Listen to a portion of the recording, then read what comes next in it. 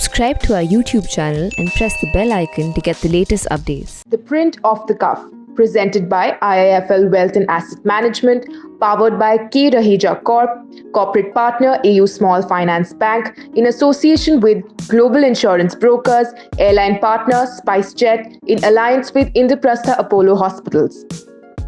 On Off the Cuff today, one of our wisest minds on not just foreign policy, but strategic affairs, also India's place in the world, a China specialist, Shivshankar Menon, former foreign secretary and former national security advisor under the UPA government, now has a new book. And it is on the cover, Pratap Bhanu Mehta calls it a masterpiece, and having gone through it, I can tell you it's a masterpiece. I will also tell you that I am a journalist, I'm not a scholar. So my patience with reading scholarly stuff is limited. So let me just say this, that if I read something scholarly in detail, it has to be really extraordinary. And it is very well annotated, and you can argue with it, you can agree with it, disagree with it, but this is, I would say, a landmark work. So whether you are in the strategic community, I'm sure then you will see it and read it anyway. But I think a lot of Indians now should start reading sensible stuff like this. You can disagree with it, agree with it, that's up to you, but be better informed. Because one of the biggest problems in our country is that we are not well informed on our strategic issues. We leave it to our governments, our establishment, as much as we leave our treatment to the doctor once we go into the hospital, as God forbid, if we have to. Although even there now you find, before the doctor finishes prescribing your medicine, patients are Googling to check out the side effects. So this is a bit like that. We have to know more about our strategic situation, options, compulsions, what's happening in the world. And this book, I think, is a very major addition to that. So, Shankar, congratulations. This is labor of love. I know it's taken you more than 3 years of doing, and it's sizable. It's not really huge, but it's sizable. Thank you. And it has a beautiful index. One of my big complaints these days with books is that, because publishers try to save money, they don't give you indices, which is essential. But this is a very well documented book. So thank you very much. And now, Shankar, give us the nut graph on the book, or the nut graph on your theory. Well, thank you, Shekhar. Thank you very much for having me. Thank you for the kind words you've said about the book and about me. I actually wrote this book because it seems to me that there's so much noise about India's foreign and security policy, and most of it concentrated on India and the great powers, India and the US, India and Russia, India and Europe, India and Japan, but very little about our home, which is the subcontinent, Indian Ocean region, and basically Asia, and how we have always been a part of Asia. And I think there's always a risk that we forget that we actually overlook that. And we are beguiled by a permanent seat on the Security Council, on world order issues, on the big multilateral issues, but that ultimately this is our home. This is where our future will be determined. Our security, our prosperity all depend on what's happening around us. And it's become even more important because the center of gravity of world politics has come here, around us.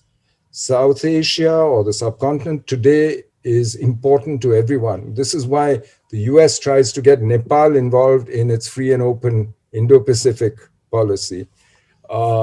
China is very active in the subcontinent with BRI trying to change and develop her relations with all these countries, because we are no longer a sideshow as we were during the Cold War, when the central fault line was in Europe between the Soviet Union and the US. Today, the central fault line of world politics is here between China and the US. And we are in the middle of this, and we have to deal with this. Also, the world has changed fundamentally. If you look at the balance of power, and I think I try and argue that the consequences of globalization have led to a much more confused, difficult world for us. So basically, my book is a plea for Indian engagement with the neighborhood. And by neighborhood, I mean the extended neighborhood. Not only subcontinent and land, but the Indian Ocean region, Asia as a whole.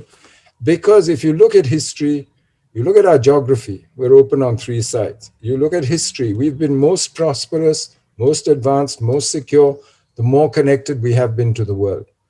My fear is that we're going the other way. In the last 4 years, we've raised tariffs. We have walked away from the RCEP. We're the only major economy which is not part of any regional trading arrangement. And we are concentrating. I think Atmanirbharta makes sense, but if it doesn't shade into autarky, into cutting off our links, you can't run an active foreign diplomatic military policy if it doesn't have an economic leg to stand on in Southeast Asia, in Asia as a whole, in the subcontinent. So it's really a plea for engagement, for going out and rediscovering what we have known for years. My worry is that we have swallowed whole this British version of our history, of multiple invasions, periodicized by religion. It's part of divide and rule. It convinces you that the British had a place here and did the right thing. And there are people who still believe this. And we divide ourselves, we polarize ourselves, and make it difficult for us to play the role that we should play if we want to transform India, which is our goal. So I'm interested in two things that you've said in particular now. One is the British version of history. So what is this British version of history? Because, there is also a great deal of, I would say, hunger, hankering, demand to write our history the Indian way. Also, if you could elaborate what you mean when you say that this, essentially what you're saying is that the epicenter of big power rivalry of the global balance of power has now shifted to our region. Earlier, it was far away. We could talk of Indian Ocean as a zone of peace. Today, it's right here. So we want an alliance to be positioned correctly in the same Indian Ocean now. And it is a strategic alliance. It's not a zone of peace business anymore. Well, on the British version of history, what they sold you was this idea that India was a country which had been repeatedly invaded, that our history was divided into a Hindu period, followed by a Muslim period, followed by the British period, when finally we modernized. And in fact, they claimed even to unite us, which is rubbish. I mean, we've had the idea of Jambudvipa long before the British turned up. And I think the idea of using religion and dividing us was really to enable their rule. And to make it a history of invasions was, again, to prove that they had a place here. But the British were the only people who came to India and refused to be assimilated. Everyone else came here and became Indian and contributed to Indian civilization, culture, politics, the economy, and so on. The other thing the British did was they made you completely sea blind with this version of history, because the sea was what the Royal Navy took care of from London. And the government of India was only interested in the land frontiers. And even there, they left you a very hazy idea of those frontiers. But therefore, they left you sea blind. Now, there are those who say, oh, but we should be like Curzon. There are many people, I mean, not just Christine Fair, but Indians who say this. There was a time when the rupee was used from Aden to Malacca, etc. You can't be like Curzon. A, when they partitioned the subcontinent. So India is no longer a geopolitical unit. B, China came into Tibet in 1950. For the first time in history, you had a border with China. C, they withdrew the Royal Navy. And you no longer had the maritime security that gave you. And ultimately, that is critical to your future. Because as we saw over the last 30 years, which are the most prosperous, advanced, secure parts of India? It's maritime Indian subcontinent. It is Bangladesh, it's Vanga, including Orissa and all the way Andhra, the Coromandel Coast, Malabar, Gujarat, Maharashtra. These are the parts that are most connected to the world that have done best. And this is true, a pattern right through history. So for me, we need to get past... If I may interrupt, this applies to China also. It's the coastal states which have boomed in China.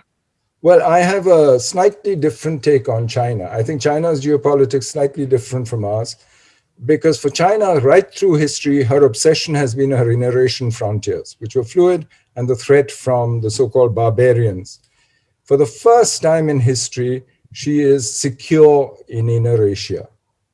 first time ever in her history. And she has a peculiar problem today. And today, she is, again, for the first time in her history, she is powerful, but dependent on the world. She needs the world for energy, for technology, for raw materials, for commodities, for markets. She can't do without the world. Like us, a little less than half her GDP is the external sector. So she needs, therefore, to become a maritime power, to control the sea lanes. What you see her doing in the South China Sea, what you see her doing, trying to break out of the first island chain containment, pressure on Taiwan. All this is part of her attempt to transition. Not so easy, because it means changing the way you think. From a land power is zero sum. Territory is either yours or mine. Sea is not like territory. You don't control it the same way. If the sea lanes are secure, everybody who uses them benefits, makes money. All boats rise with a rising tide. So there are differences in how you think about the sea. China still thinks continentally or territorially about the sea, by the way. So China is slightly different from us.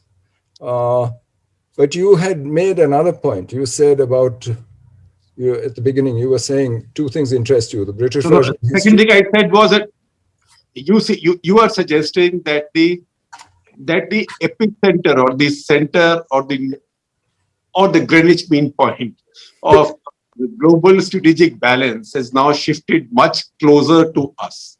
It is no longer far away. It's no longer between Russia and America. So we are now a part of it. Because for three reasons. One is the world economy has truly become multipolar. If you look at global shares of GDP, China's share has gone up to about 18%. India's share has risen since 1980 to about 2016. India's share has risen to about 8%. US share has stayed between 25, 27%.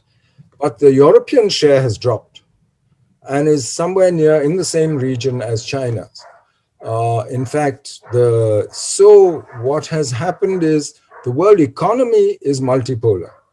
But militarily, the globe is still unipolar. The US is the only superpower who has the capacity to project military power across the globe anywhere, to intervene. China is achieving that in her immediate neighborhood, in Northeast Asia, Southeast Asia. And she's working towards it very steadily. Partly because of the shift, as I said, to the maritime, which she needs for her own future, because the Chinese leadership is convinced that their future depends on controlling this external environment, that it's critical to their future. So today, this is where the contention is, because no established power hands over power or shares it happily with a rising power. And China is a power that's risen very fast in the last 3 decades, really. In 2013, Xi Jinping proposed to Barack Obama at Sunnylands when they met that let's do a new type of great power relationship. Basically saying you respect my core interests, I'll tell you what they are, and I'll respect your core interests.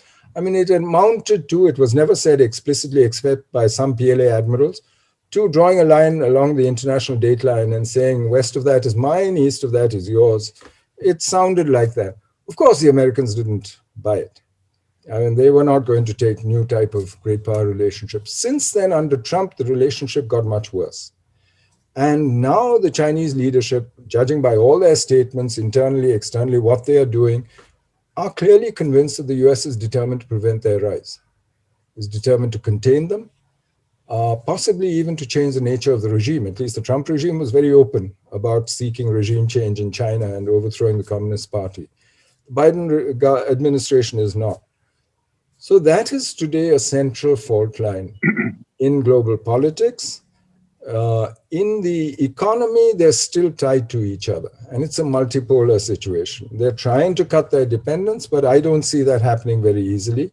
Where they can, they will build their own orders, they'll build alternatives. The Chinese are trying to build a financial alternative.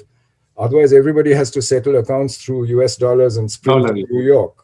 So they start their own digital currency. They do bilateral payment settlements with Iran, with Russia, so they don't have to go through New York. They don't have to, therefore, follow American sanctions because they don't suffer if they break them. And so today you see several internets actually. You have decoupling, but it's a limited decoupling. The US would like to limit technology transfers to China, but it's very difficult to actually limit that. And they will try because China is dependent on Taiwan, Korea, the US, and others for semiconductors. So there is today, with that interdependence, with that, and yet with that pushback to the rise of China, that strategic competition, you have a much more complicated situation, and it's all happening around you. For us, and my answer to that, as I've said in the book, is that frankly, what we are doing with the US, we might stay partners, but it looks more and more like an alliance. But it's not the entire solution to our security needs, because we are the only member of the Quad who's both a continental and a maritime power. We're not an island, we're not separate from the Indo-Pacific. We have Indo-Pacific maritime needs. 93% of our trade goes through the Indo-Pacific, 38% of that through the South China Sea. But we have a huge, the world's biggest boundary dispute with China. So we have a continental problem. And that's not going to be solved at sea. That we'll have to solve. It's like you can't solve terrorism with nuclear weapons. You can't, you need to deal with separate sections of the spectrum of violence separately. And so we have a much more complicated job going forward. And that's what I try and say. I mean, towards the end, I talk of India's tasks. Yeah. In fact, that comes across very well. Now, the question, I will point out something to you. I bet you've seen this. This is a paper or an assessment that PLA Air Force had produced. I think they produce one every 13 or 14 years. Of which a translation just became available from one of the US Air Force think tanks, a full translation. And that seems to underline what you are saying, and that suggests to us that the Chinese themselves think that if India starts feeling more secure on its land borders, and India's own strategic view would shift from land to the seas. And I think you can see it quite clearly that they'd much rather that India does not have the space to do that. It still remains frozen in the British formulation. In fact, that paper also says that. In fact, you're absolutely right. And I think from their point of view, they would like you entangled in difficult relationships in the subcontinent. I mean, they've worked with Pakistan to make sure throughout that Pakistan is one step behind you in nuclear and missile technology. And they've done it for years, and this is not new. And that you focus on your land borders and spend your effort there rather than containing China at sea. Because China's ability to project power into the Indian Ocean is still limited. She will depend on partners for a long time to come. In the near seas, South China Sea, East China Sea, she may be able to develop countervailing power to others. But it is still contentious. I mean, her maritime domain she still has to contend with major naval powers. So yes, I think she will try and I have a feeling that's one of the strategic reasons why they did what they did last year on the LAC, was actually, about a year and a half ago, the Chinese started saying India is no longer non-aligned. So in effect, that India has gone over to the dark side, So in which case, the biggest factor constraining their actions, namely that they would drive us into the arms of the US, was no longer there because we were already gone. So from their point of view, therefore, they may have seen advantages in doing what they did. If they had succeeded, they would have made it clear to the US that India was not much use as a countervailing force to China. They would have made it clear to our neighbors that they can't rely on India for their security. They should deal directly with China. And they would have got you away from your maritime preoccupations in the Indian Ocean region. They didn't succeed. Right now, it's not over yet. It's still going on. Apart from the negotiations, I think the problem is really that the Chinese thought the balance of power was in their favor.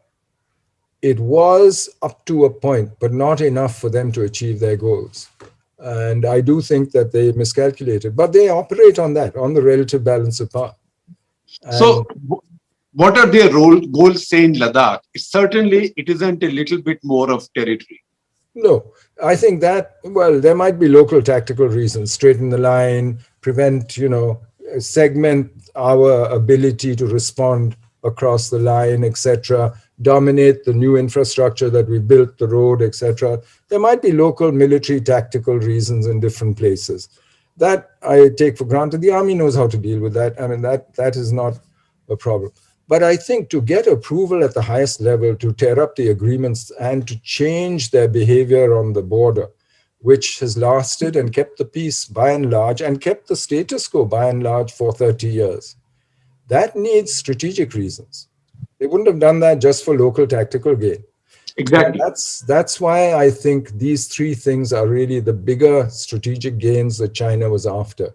Convincing the US that you are not a countervailing power, convincing your neighbors that India can't take care of her own security issues, she's not going to protect you, you'd better come and deal with us directly, and making sure that you are so preoccupied with your land borders that you don't do anything at sea.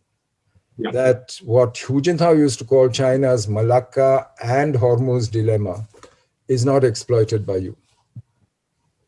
So the choice might be between building two more mountain divisions or a mountain core and developing a new naval base in one of the Andaman Nicobar Islands. I don't think it's an either or choice. And if you look at it, we figured this out some time ago. It's not new. In 2010, we decided to raise two new mountain divisions. 2013, we approved the Mountain Strike Corps. The advanced landing grounds, DBO, all these advanced landing grounds have been done over the last 15 years. I mean, these are not new. The roads started in 2004 were carried on by successive governments. It's not that we haven't figured this out, but we need to decide, and that's a political call. How much effort do we put in?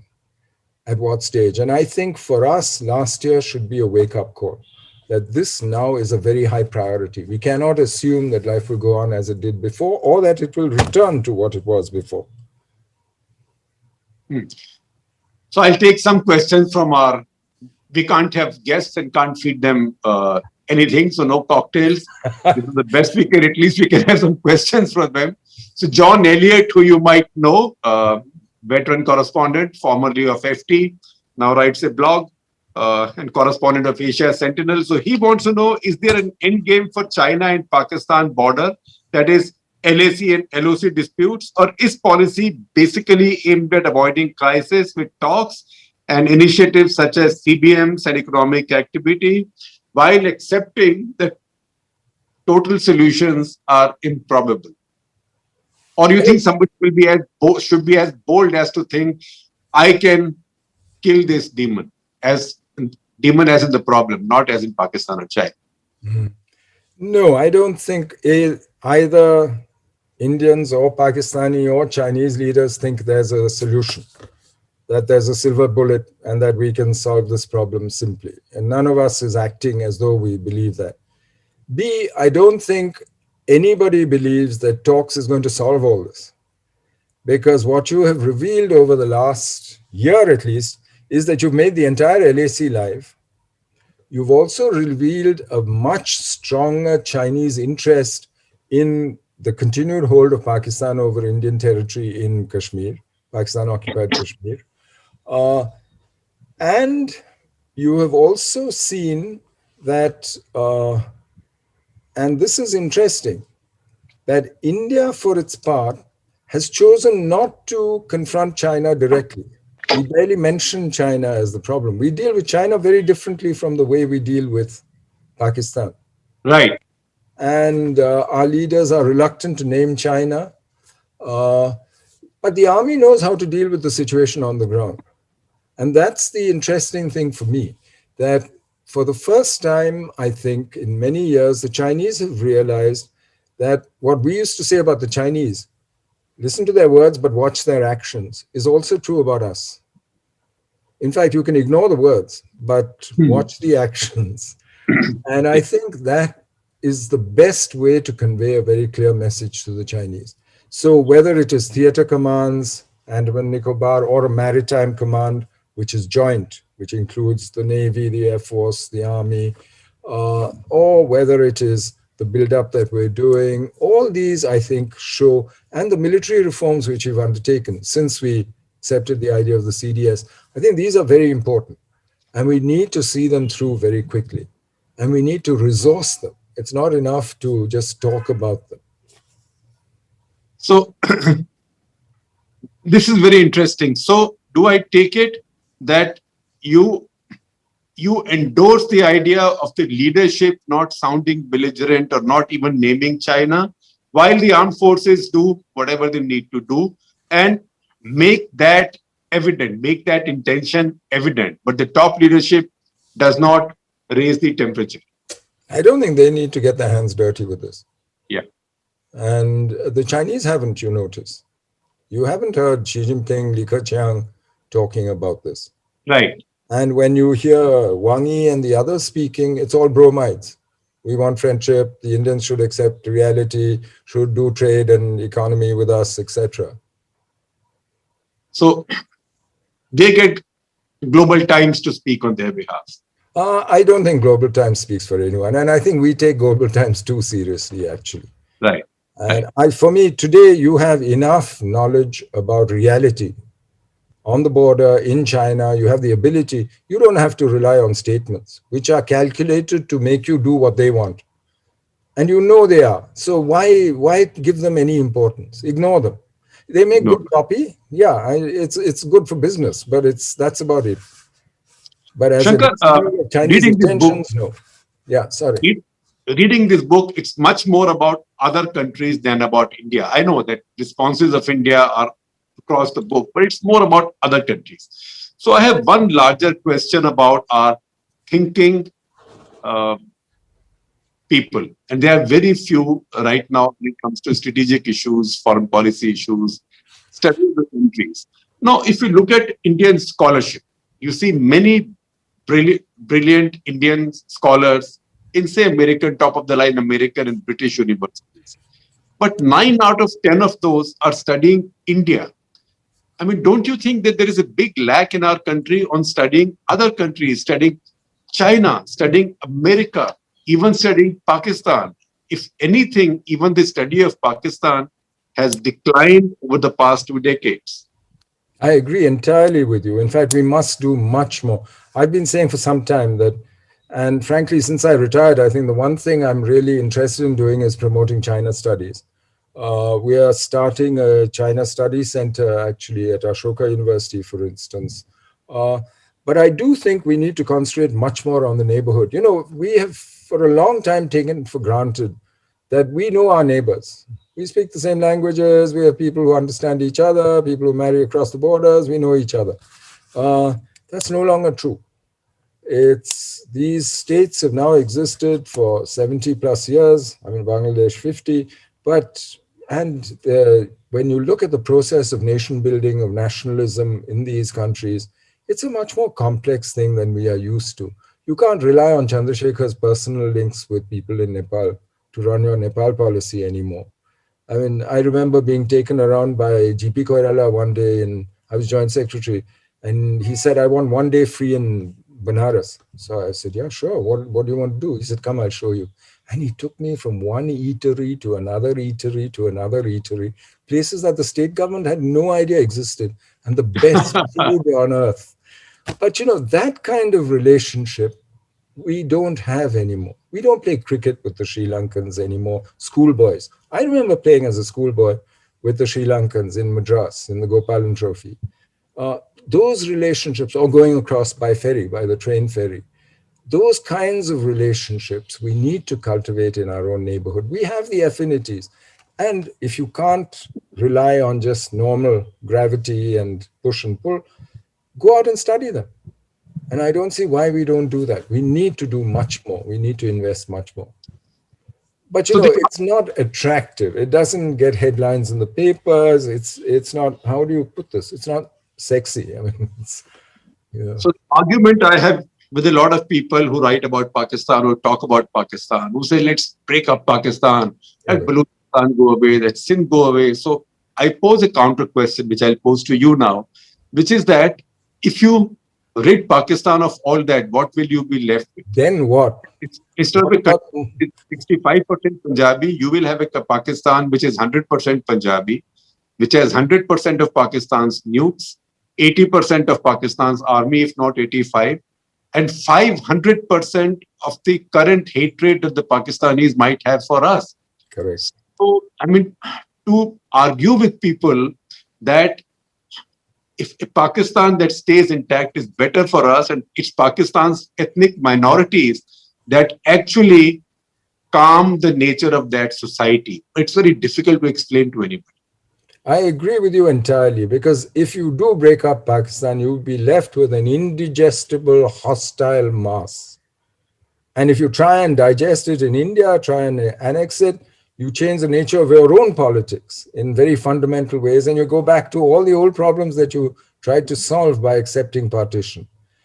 So, no, that's not the answer.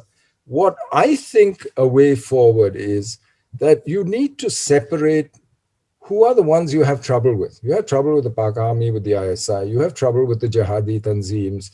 You know, there are segments of Pakistan that you have real trouble with. Go after them. But what about the rest of Pakistan? The rest of Pakistan is as South Asian as you and me. They have very similar tastes, language, etc., music, you name it. Use it. Open up trade, open up travel with them. And my own experiences, despite all the years of propaganda, when I was in Pakistan in the early 2000s, at the street level, you never got that kind of hostility that you now see against Pakistan actually in India. Because they were so cynical about their own politics. I think they've been inoculated, as it were, that they didn't believe their own propaganda. So I think there are ways of dealing with Pakistan, of trying to bring Pakistan back to her South Asian identity, which should be our ultimate goal. And for me, what Dr. Manmohan Singh said about making borders irrelevant is really the way to go. Can that be done? Can they become... Not today, because today you have people in power on both sides who have a vested interest in a managed or controlled level of hostility. Managed and controlled. They don't want war because they might lose that. They don't want their reputations damaged. But it serves their domestic politics on both sides, whether it's a Pakistan army or people here. So, I find that interesting. But if I look at that situation, then I will also take up a connected question from Snehesh Alex, who's our defense editor, and who wants to know, what do you make of this latest? We have an on-again, off-again situation with Pakistan. Now we are, depending on which side you are, you can call it on or off, because we decided to go off on firing it on the LOC. At the same time, we've decided to go on with some talking with Pakistan. What made it happen? How sustainable it is? And do you see any change on the Pakistani side? I'm an old cynic about, we've seen the light and now we realize our future is linked, etc. Pakistan comes to the table in two circumstances. One is when she has no choice. I mean, Musharraf had no choice in 2003-04 because the external pressure, etc. His domestic pressure also, his domestic weakness, all that brought him to the table. The other is when they think they're winning, when they think you are down. Whether it is Bhutto Swaran Singh in 63, just after 62, whether it is Ziaul Haq in 87, when he had the support of the world thanks to the Afghan war, fighting the Soviets. Today, they're not doing badly. They have solid support from China.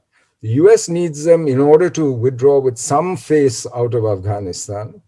They're not the basket case that they were, say, 5 years ago or 4 years ago. They've seen what happened on your border with China last year. So they'll come in and try their luck and see what they can get out of it. It's a form of, I don't like using it, but it is a form of scavenging in a sense. But what's happened in previous such occasions, Bhutto Swaran Singh, 63 and so on, is Pakistan is always overreached. She always thought there was too much. And in fact, 63 led directly to 65, where again she overreached. But it was a huge miscalculation, thinking that they were dealing with an India which was weaker. And I have a feeling they will try their luck. I don't see why we shouldn't try our luck either. If they are at the table, ready to talk, we should also chase our interests. Go in there, try your luck, and see what you can do. You've got a ceasefire? Good. That helps people. Weddings have started again along the LOC in villages on both sides. Good. There's nothing wrong with that. Try your luck. Get what you can out of the process. But don't fool yourself into thinking that there's been some fundamental change of heart, or that suddenly they've seen the light, or that we have seen the light. And you can't erase history. I mean, this is why my book is called The Past Present, because it's there all the time. So this idea, what academics would call irredentism, which is very difficult to explain to people now. Irredentism is getting what you think are your territories back. So this idea on the Indian side of getting a Saichen and POK back, do you think that's a realistic idea? And do you think that political leaders should be raising popular expectations? I don't think any government of India can say that we'll never get it back. No, that I agree. They have to say that. But I don't think, if you notice, I mean, most political parties, when they're out of power, make big promises and actually beat the drum about Lal Aankh dikhayenge, etc., etc. But once they're in power, most of them follow basically the same line, and within a certain very defined boundary. So I don't see that as being what they say in Tamil, a head-going matter. It's not something that is front and center today, or very likely in the near future. And because anyone who starts promising it also then faces the risk of failure in the eyes of his own people, and it will affect his own political future. So I think they'll be careful once they're in power. Now, your book is a great addition to our strategic literature. But what's your view, and this is also a question from Amrita Nayak Datta, my colleague, what's your view on India not coming up with a national security strategy? And I will stretch it by saying that almost nothing in terms of our doctrine, our worldview is put on paper. Like we are seeing a lot of this stuff coming out of Biden administration now. Like today, we read the national security assessment from their intelligence community. It's come from the Director of National Intelligence's office. And under their law, they have to present it, and it is made public. Would you rather that India produced more of these, or do you think, given India's environment, India is better off avoiding that? You know, we have actually produced 4, at least that I know of, maybe 5 draft national security strategies in the NSAB, in various places, interministerially, over the last 20 years. But the political leadership has never actually gone along with it. In fact, I had suggested that we just put it out for public discussion, not as a government policy paper, but put it out there for people to argue about and comment on. But that didn't happen either. I don't think the political leadership felt comfortable doing that. Do I think we need one? I think it would be useful to have a public document which would unify thinking. But you must remember the limits of any such document. Bob Gates, you know, who is the ultimate bureaucratic insider, Director CIA, Defense Secretary, etc., he used to say that he had never, ever in his life referred to the national security strategy when he faced an actual problem. But he said it's a wonderful document, and it's necessary because it gets people thinking about these issues, about the issues that you want to when you set the agenda on national security. But he saw it as that, as narrative, not so much as a practical guide to action. And that's what frightens, I think, the political leadership, that if there were a national security strategy, they might be held to it. Say, why haven't you implemented it? And reality is messy. They know, they're politicians. They've seen it all their lives. So I think it's unlikely that you'll get one that is meaningful very soon. You might get one just before an election, more like a manifesto, you know, to control the narrative. But that's about it. But would you rather that we had these? to the limited extent that, yes, it would start a conversation, get more people involved in this, that we could then argue about the issues that you and I are talking about. Yes, I think so. But I don't think it will change the way the government of India behaves. So, two questions which come from one of my probably my youngest colleague, Krishnan Kuti, who also writes about foreign affairs and things. She's very interested. One is that since you're talking about geopolitics, India and the Asian geopolitics, part of Asia is also the Middle East.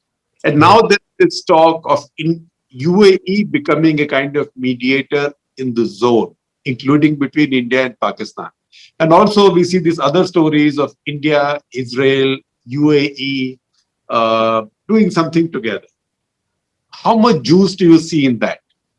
India's strength in the Middle East, because the Middle East has always been divided and there are very strong regional powers with very antagonistic relations between themselves, Iran, Turkey, Egypt, Saudi Arabia, and Israel.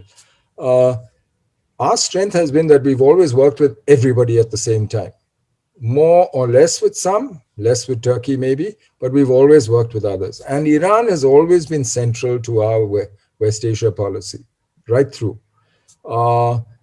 The risk is if we get stuck into their fights, and this is what happened to Pakistan, then frankly, your primary interests, what are your primary interests? You have 7 million people living and working in the Gulf.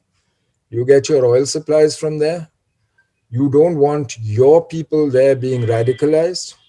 And you don't want the export of terrorism, funding of terrorism, or even the ideological comfort that terrorist groups in India can get out of West Asia. You don't want any of that. And frankly, you have managed remarkably so far. I think the risk is if you tilt the balance, if you lean too much to one side or the other, then these will start. So I think you have to keep your eye on the bigger ball, on the big interests that you have in the West Asia.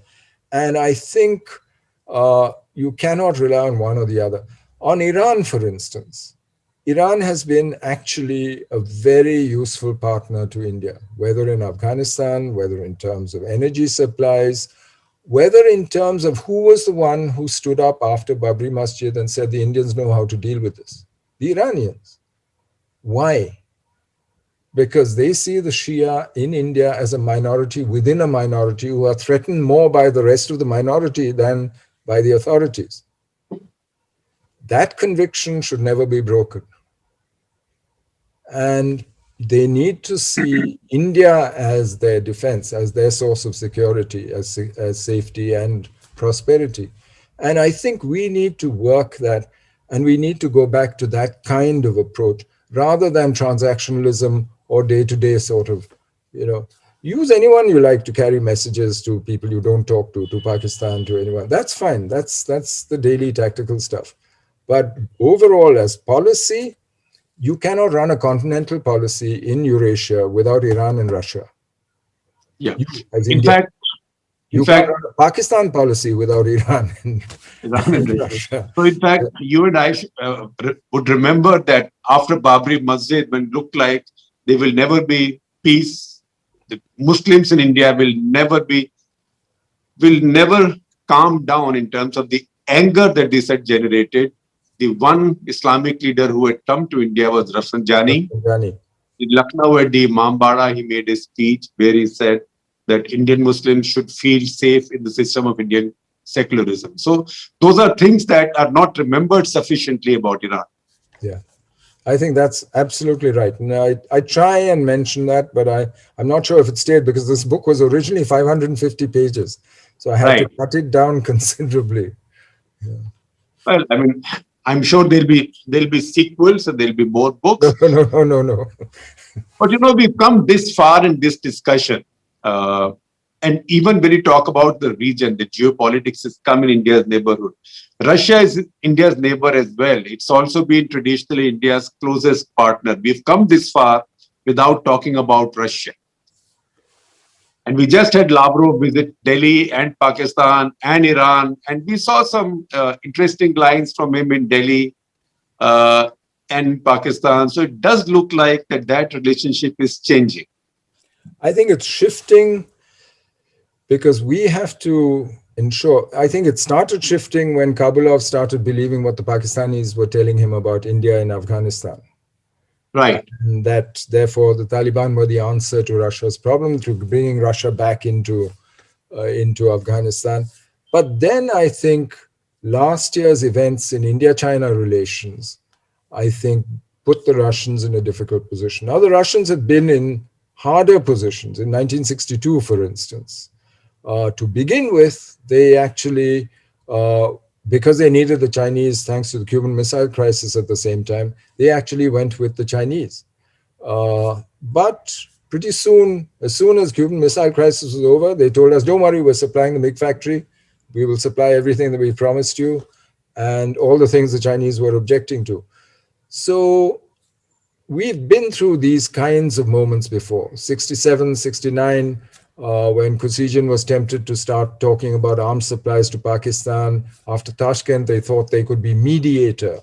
I think it's a similar temptation now to be mediator between India and China. I think these are things that you need to sit down with the Russians and talk through. And Russians are reasonable people. You have a long relationship. You understand each other. And I think they have to see that we don't in any way hurt any of their fundamental interests here. So, and there is no real conflict of interest that has arisen because of changed circumstances around us today. And I think that if you proceed from that basis and actually work with them, we still need each other. We need each other in thousand ways, both. And it is a strategic partnership in many ways. So for me, I'm not so worried. But I am worried if we just let it lapse, if we just let it go. And if we don't actually work on this relationship. So Kabulov is the Russian envoy on Afghan issues. So what is it? And you are suggesting that the Pakistanis convinced him that India was part of the problem in Afghanistan, not part of the solution. Right. And that the solution was to bring the Taliban into an interim government. Right. And that only Pakistan could deliver. And therefore, Russia had to work with Pakistan and China to bring this about. Now, of course, things have moved on since then. I mean, the Americans themselves have declared a date. I mean, I think the Biden administration is about to declare 11th of September as a day by which they'll withdraw, extending it from May 31st. So I think now it's really events in Afghanistan have a momentum of their own. The Taliban is not going to the talks in Istanbul. So the Afghans will sort out their own affairs, and that's how it should be. Frankly, it's nobody outsider has a right to say so-and-so will rule Afghanistan or how the power will be allocated between factions and tribes and groups. Ultimately, the Afghans will do it. What the regional powers, all of us, need to do is to hold the ring and to make sure that there isn't outside interference while the Afghans settle their affairs. Whether peacefully or violently is their business, frankly. Right. Nobody else is going to get involved in keeping it peaceful. And the Americans have not fought the Taliban now for several years. I mean, they're not doing counterterrorism in Afghanistan. So frankly, from my point of view, the quicker they withdraw, the better. Because finally, everyone else can stop hiding behind the Americans and will have to actually confront their own interests. Yeah. So you talked about the Russians and their key interests or core interests, as long as India does not threaten their core interests. Would you define Russia's core interests, particularly vis-a-vis India? I wouldn't do it for them. I mean, let them say what their core interests are. We will say what ours are. And I don't think we need to ask the Russians to support us on difficult issues with the Chinese, with Pakistan, and so on. We just want them to be neutral, keep an open mind. That's all we ask. We need to be able to take care of ourselves. As you know, someone said, God helps those who help themselves. So aren't the Chinese telling you to make a choice, either go with America and incur our wrath, or be reasonable, do it my way? I don't think the Chinese have posed it quite so clearly. But in practice, yes. I mean, that is what they seem to be saying. If you listen to Global Times, there's no choice. No. Global As I Times is said, it's a special purpose vehicle. but I don't know what the Chinese government is telling us when we hold, our strategic dialogue with them. I haven't heard them say that yet. But Uh, having known the Chinese, do they speak the truth in these strategic dialogues? Do they give you they their make it quite clear what they want. If you only listen to the Chinese, there is no reason. If you clear your mind and just listen to what they say, uh, there's an old Chinese. Confucius was asked, what is the first thing you do if you were given a state to run? And he said, I would rectify the names. I would make sure that people called things what they actually were. Why? Because if you don't call things by the right names, you will end up with the wrong results. And there is a very strong instinct there that when the rubber hits the road, you need to actually be clear about reality. And the Chinese are quite pragmatic about this. So when it comes to signaling, they do signal. They won't tell you everything.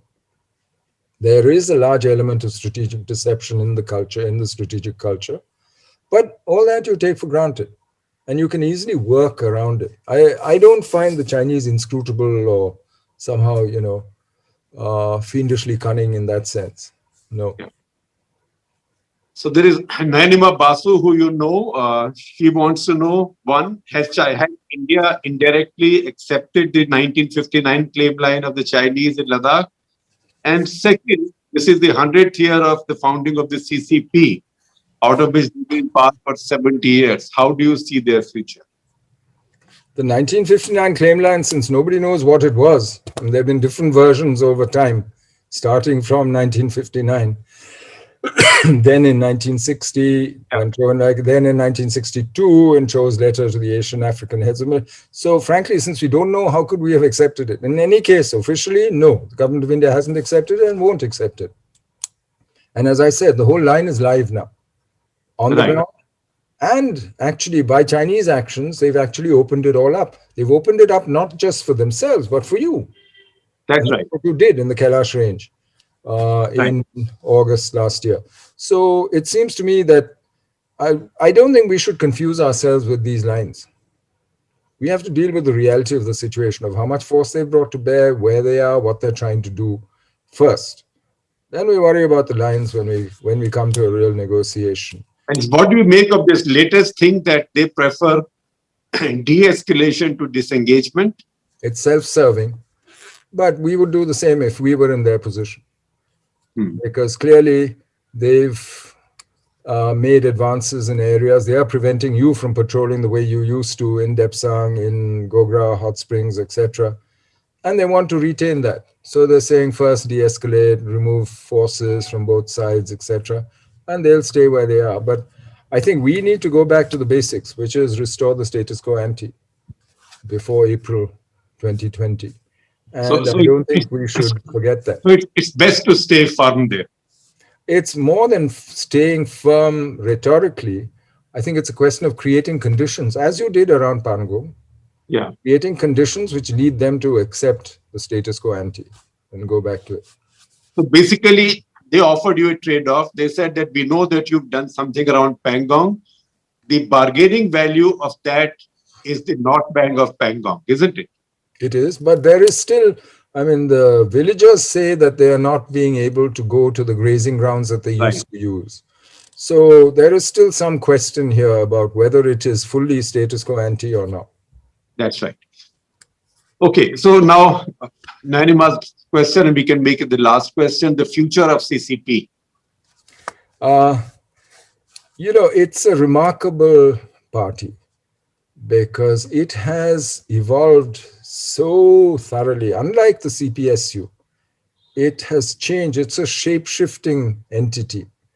It started as a minuscule it started as a small little army, actually, a band of rebels, became an army, the army became a party, the party became a state. Now it's actually a party state. It's not just the CCP. And it has expanded its base. In 1974, when I first went to China, there were 2 million members, and they only took workers, peasants, soldiers, proletarians.